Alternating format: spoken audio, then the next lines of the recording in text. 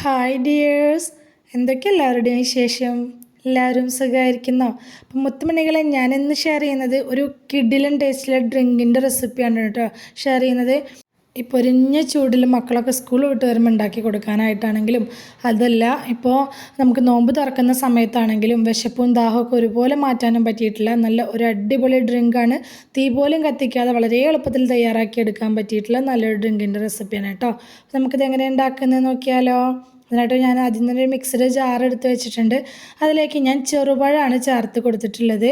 ചെറുതായതുകൊണ്ട് ഒരു 4-5 എടുത്തിട്ടുണ്ട്. ഇതിന് പകരം നിങ്ങൾക്ക് റോബസ്റ്റ പഴം ഉണ്ടെങ്കിൽ അത് വേണമെങ്കിലും ചേർത്ത് കൊടുക്കാം കേട്ടോ. പിന്നെ ഞാൻ ഇതിലേക്ക് കുറച്ച് ബദാം വെള്ളത്തിലിട്ട് കുതിർത്തതും കൂടി ചേർത്ത് കൊടുക്കുന്നുണ്ട്. തോല് കളഞ്ഞിട്ട് ചേർക്കേണ്ടവർക്ക് അങ്ങനെയും ചേർക്കാം. പിന്നെ കുറച്ച് അണ്ടിപ്പരിപ്പ് ഇതുപോലെ കുതിർത്തത് അതും കൂടി ചേർത്ത് കൊടുക്കുന്നുണ്ട്. കുതിരാൻ വെച്ച വെള്ളത്തോടൊക്കെ തന്നെയാണ് ചേർത്ത് കൊടുത്തിട്ടുള്ളത് കേട്ടോ.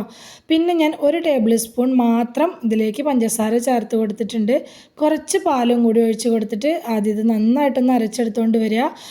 പാലിൻ്റെ അളവ് കൂടി പോകരുത്, അപ്പോൾ ഇത് അരച്ചെടുക്കാനായിട്ട് ചിലപ്പോൾ ബുദ്ധിമുട്ടായിട്ട് വരും.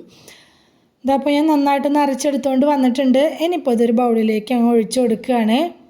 അപ്പോൾ ബദാമിൻ്റെ ഒക്കെ തോല് കളഞ്ഞെടുക്കുകയാണെങ്കിൽ കുറച്ചും കൂടി കളറിൽ കിട്ടും കേട്ടോ നമുക്ക് ഈ ഡ്രിങ്ക്. മിക്സിയുടെ ജാറിലേക്ക് കുറച്ച് പാലും കൂടി ഒഴിച്ച് ചുഴറ്റിയിട്ട് അതും കൂടി ഞാൻ ഇതിലേക്ക് ഒഴിച്ച് കൊടുക്കുന്നുണ്ട്. അപ്പോൾ ഈ ഡ്രിങ്ക് എത്രത്തോളം ലൂസായിട്ടും എത്രത്തോളം തിക്കായിട്ടും വേണം എന്നുള്ളതിനനുസരിച്ച് വേണം ഇതിലേക്ക് പാല് ചേർത്ത് കൊടുക്കാനായിട്ട്. പാല് തിളപ്പിച്ച ശേഷം ഫ്രിഡ്ജിൽ വെച്ച് തണുപ്പിച്ചിട്ടുള്ള പാലാണ് ഞാൻ ഇതിലേക്ക് ഉപയോഗിച്ചിട്ടുള്ളത്. പഞ്ചസാരയുടെ അളവ് ഞാൻ വളരെ കുറച്ച് മാത്രമേ ചേർത്ത് കൊടുത്തിട്ടുള്ളൂ. ഇപ്പോൾ ജ്യൂസും ഡ്രിങ്ക്സൊക്കെ നമ്മൾ ഉണ്ടാക്കി കുടിക്കുന്ന സമയത്ത് വളരെ കുറച്ച് പഞ്ചസാര മാത്രം ഉപയോഗിക്കാനായിട്ട് ശ്രദ്ധിക്കുക കേട്ടോ.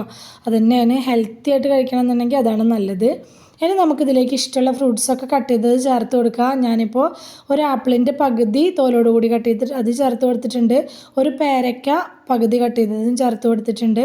പിന്നെ ഞാൻ നേന്ത്രപ്പഴത്തിൻ്റെ പകുതി കട്ട് ചെയ്തതാണ് ചേർത്തിട്ടുള്ളത്. നിങ്ങൾക്ക് വേണമെങ്കിൽ ചെറുപഴം റോബസ്റ്റ പഴം ഏത് പഴം വേണമെങ്കിലും ഉപയോഗിക്കുക. പച്ചമുന്തിരി കട്ട് ചെയ്തത് ചേർത്തിട്ടുണ്ട്. മുന്തിരി ഇതിലേക്ക് ചേർത്ത് കൊടുക്കുന്ന ഫ്രൂട്ട്സ് എന്ന് പറയുന്നത് മധുരമുള്ള ഏത് ഫ്രൂട്ട്സ് വേണമെങ്കിലും നമ്മളിതിലേക്ക് ചേർത്ത് കൊടുക്കാം കേട്ടോ. പിന്നെ കുറച്ച് ഡേറ്റ്സ് കട്ട് ചെയ്തതും കൂടി ചേർത്ത് കൊടുത്തിട്ടുണ്ട്. പിന്നെ കുറച്ച് കസ്കസ് ചേർത്തിട്ടുണ്ട്, വെള്ളത്തിലിട്ട് കുതിർത്തിട്ട് അതും കൂടി ചേർത്ത് കൊടുത്തിട്ടുണ്ട്. ഇനി ഇതെല്ലാം കൂടെ നന്നായിട്ടൊന്ന് മിക്സാക്കി എടുക്കുക. അപ്പോൾ ഞാൻ പറഞ്ഞല്ലോ പഞ്ചസാരയുടെ അളവ് കുറച്ചെടുത്താൽ മതിയെന്ന്. നമ്മൾ കഴിക്കുന്ന സമയത്ത് ഈ ഫ്രൂട്ട്സിൻ്റെ മധുരവും അതുപോലെ നമ്മൾ ഈത്തപ്പഴമൊക്കെ കട്ട് ചെയ്ത് ചേർത്തത് കൊണ്ട് തന്നെ അതിൻ്റെ എല്ലാത്തിൻ്റെയും മധുരം കൂടി അത്യാവശ്യം നല്ല മധുരം ഉണ്ടായിരിക്കും കേട്ടോ ഇത്. അപ്പോൾ ഇനി മക്കൾ കുടിക്കാൻ മടി കാണിച്ചെങ്കിലോ എന്ന് വിചാരിച്ചാണ് 1 ടേബിൾ സ്പൂൺ പഞ്ചസാര ഞാൻ പഴം അരച്ചെടുക്കുന്ന സമയത്ത് ചേർത്തിട്ടുള്ളത്. അതൊക്കെ പിന്നെ നിങ്ങളുടെ ഒരു ഇഷ്ടത്തിനനുസരിച്ച് ചേർക്കാം കേട്ടോ. അപ്പോൾ ഞാനിത് ഒരുപാട് ലൂസല്ല ഒരുപാട് തിക്കല്ലാത്ത രീതിയിലാണ് ഞാനിത് എടുത്തിട്ടുള്ളത്. കുറച്ചും കൂടി ലൂസായിട്ട് വേണമെന്നുണ്ടെങ്കിൽ കുറച്ചും കൂടി പാലൊഴിച്ചിട്ട് അങ്ങ് ലൂസാക്കി എടുത്താൽ മതി. ഇനി ഇതിലേക്ക് നട്ട്സൊക്കെ കട്ട് ചെയ്ത് ചേർക്കണം എന്നുള്ളവർക്ക് അതും കൂടി ചേർത്ത് കൊടുത്താൽ കുറച്ചും കൂടി ടേസ്റ്റ് ഉണ്ടായിരിക്കും കേട്ടോ. അപ്പോൾ ഇതുപോലത്തെ വലിയ ഗ്ലാസ്സിന് 3 ഗ്ലാസ് ഉണ്ടായിരുന്നു. അപ്പോൾ കൂടുതൽ ക്വാണ്ടിറ്റി വേണമെന്നുള്ളവർ എല്ലാത്തിൻ്റെ അളവ് ഒന്ന് കൂട്ടിയെടുത്താൽ മതി. അപ്പോൾ നമ്മുടെ ഇന്നത്തെ റെസിപ്പി എല്ലാവർക്കും ഇഷ്ടമായി എന്ന് വിചാരിക്കുക. എളുപ്പമല്ലേ തയ്യാറാക്കി എടുക്കാനായിട്ട്, 10 മിനിറ്റും കൂടി വേണ്ട തയ്യാറാക്കി എടുക്കാനായിട്ട്. അപ്പോൾ നമ്മുടെ ഡ്രിങ്കിൻ്റെ റെസിപ്പി എല്ലാവർക്കും ഇഷ്ടമായി എന്ന് വിചാരിക്കുകയാണ്. ഇഷ്ടമായിട്ടുണ്ടെങ്കിൽ മറക്കാതെ എല്ലാവരും ഒന്ന് സബ്സ്ക്രൈബ് ചെയ്ത് സപ്പോർട്ട് ചെയ്യണം കേട്ടോ. അപ്പോൾ വീഡിയോ ഇഷ്ടമായിട്ടുണ്ടെങ്കിൽ ലൈക്ക് ചെയ്യാനും ഹൈപ്പ് ചെയ്യാനും നിങ്ങളുടെ അഭിപ്രായങ്ങളെല്ലാം കമൻറ്റായിട്ട് പറയാനും മറന്നു പോവല്ലേ. റെസിപ്പി ഇഷ്ടമായിട്ടുണ്ടെങ്കിൽ നിങ്ങൾക്ക് ഉപകാരപ്പെട്ടു എന്ന് തോന്നുന്നുണ്ടെങ്കിൽ നിങ്ങളുടെ ഫ്രണ്ട്സിനോ ഫാമിലിക്കോ ഒക്കെ ഒന്ന് ഷെയർ ചെയ്ത് കൊടുക്കുക കൂടി വേണേ.